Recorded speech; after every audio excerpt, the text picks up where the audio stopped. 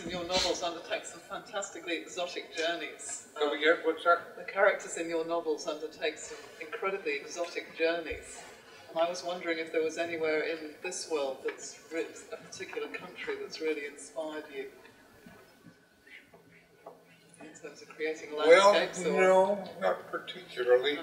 I think in the aggregate, the total travel experiences, which Norma and I have done a great deal of in our lifetime, and John has come along a large part of. I know that we spent one time we were over in Europe for 18 months, another time we were over there 15 months, another time we went around the world 13 months, and came back with $28,000, which I thought was an enormous. I was very proud of it. And to come home, I thought we'd be flat broke, you know. But by some, I was used to traveling, vagabonding, you know, without a hell of a lot of money. But for some reason, we never ran short of money in that trip around the world. We during that trip, we went down. Well, we hit Spain, Portugal, Madeira. Took a ship down to South Africa, and we camped in South Africa for 4 months or so, up into Rhodesia and fall. Wonderful experiences in South Africa. Beautiful country. Then from there we took another ship from Durban up to Pakistan. Took a train up through Pakistan to the terrible heat. We stopped off the ruins of Mohenjo-Daro, got out, wandered around through the ruins, and then continued on up to Rawalpindi, where we stayed at the legendary Flashman's Hotel. Flashman is a legendary hotelier of the Rudyard Kipling era in Rawalpindi, although his hotel was kind of shabby by that time. There was another real beautiful hotel, Hilton or something like that, where you could go and have ice cream sodas. But we opted for the romance, stayed in Flashman's for a bit. Then we took a flight up into the middle of the boondocks, up under an old Hercules cargo plane, and we went along with the cargo up into under C5, Mountain C5, where nobody was up there except then or a little village, and they had a rest house, government rest house, where we stayed, and there was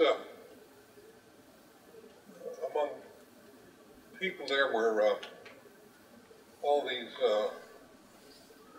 rather, I don't know how to describe them. They were mountain people, where they're wearing European clothes, polite people, nothing wrong with them.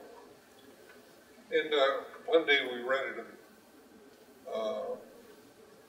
a Jeep and went out, drove out north, still farther, and out into the boondocks, way out in Elton, and then came back. And day before we decided to go back again, there was another flight come in, and it was a National Geographic expedition, and it was a load of young, I don't know what you call them, not paleontologists, but young culturologists or something of the sort. And they came out, and they felt they were in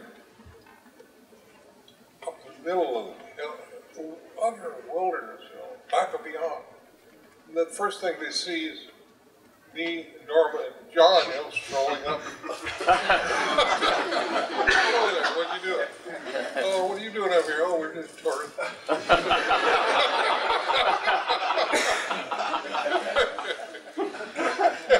So funny. And the jaws dropped, of course. But then we went home, went back down to Rawalpindi, then from then we went to Amritsar and looked to the Sikh temple there, and then went up to Kashmir.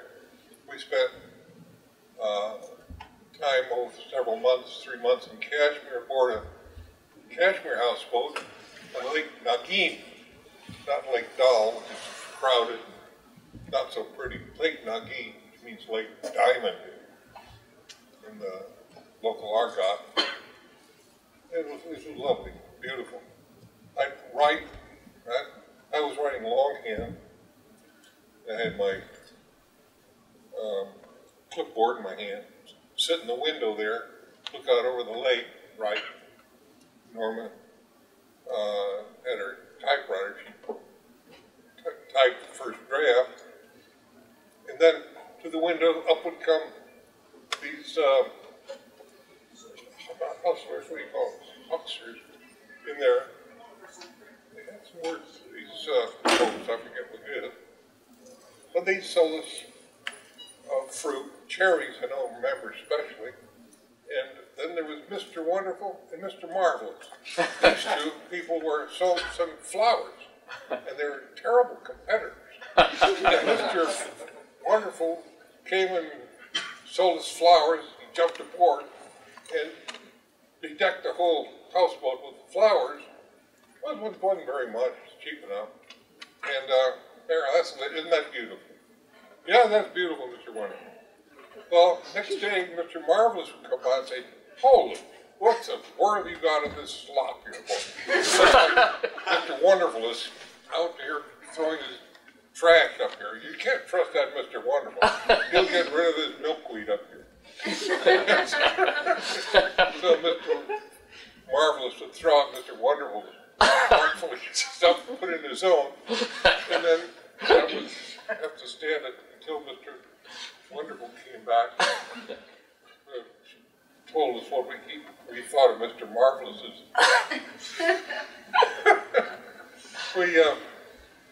I can remember that Johnny was a very much interested in wild animals at the time. He was a kid, 8, 9, 10, I forget how old he was.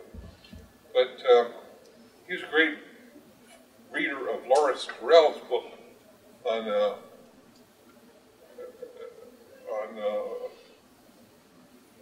birds and bees and things like that.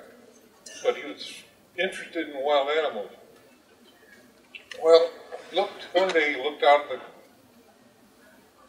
the houseboat, and I forget now exactly the circumstances, but he saw the kids in the neighborhood bedeviling this big bird. Turned out to be a kite. It was a kite, which is kind of halfway between a vulture and an eagle or something of that sort. It's a very savage bird. But Johnny chased off these kids, gathered this kite together, and took it aboard the houseboat.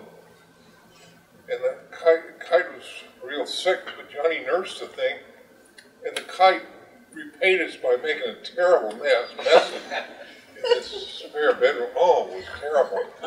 And but finally, when we had got ready to leave, we took the kite out and put it in a tree, and we feared that we were trailed by the village kids. I think that they tracked us, watch what we're up to. As soon as we got away from there, I suppose they wreaked their vengeance on this poor kite, which that we couldn't control. I must say these Muslim people have a lot of virtues, but one of their flaws, they don't have much sensibility toward the comfort and well-being of small animals. we were traveling once in Morocco with some friends, English friends, and Glenn and Norma together were absolutely horrified by the way the kids treated the cats. They'd catch a cat and they'd stone it. They said, cat, they'd pick up rocks and stone it. Glenn and Norma marched on these kids and gave them a good lecture, said that wasn't the way to act. The kids gave them a funny look, what you talking about? All we're doing is stoning this cat, But anyway, John had this feeling toward wild animals. He was also always awful nice toward these miserable wild creatures he'd rescued. One time in South Africa, we got a little bird. I don't know how we got it, some kind of a swallow or something like that. And I forget what he named the bird now. Bird, I forget what it's called. But the bird was so trained that it would fly around the tent which we had, and then settle on our hands, eat off our plate, and fly around. And then when we finally felt it was time to go, so we took the bird out and let it go. The bird was cured by this time. The bird flew up in the tree, and then would fly down and resume its what he was doing before, eating out of our plates and perching on us.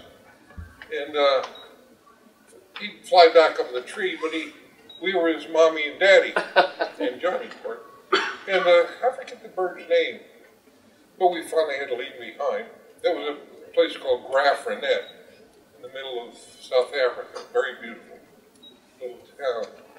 Well, anyway, I'm talking too much about travel, but I got sidetracked by talk about travels. We stayed, one of our most memorable events was we stayed 6 months in Ireland on the shores of Loch Corrib. We had a cottage there. It was winter, spent the winter there, and it was one of the memorable events of our life. We had a boat which would go out in the lake on, and Johnny wanted to catch some fish. Fish wouldn't bite in the middle of the winter, but I had to go out and row the boat with John's troll, and no fish. When Christmas came, our landlord got us a little tree. Norma made some ornaments out of tin cans, hung on the tree, and we still have those ornaments, which we count as one of our souvenirs. And we bring them out at Christmas and use them. But we had a beautiful time in Ireland. So you go to the pub on Friday night, and beer flows like water. I'll tell you. You hear about Irish people blowing all their coin on booze, and it's true. Well, all right. That's enough of our travels. I could go on and on and on.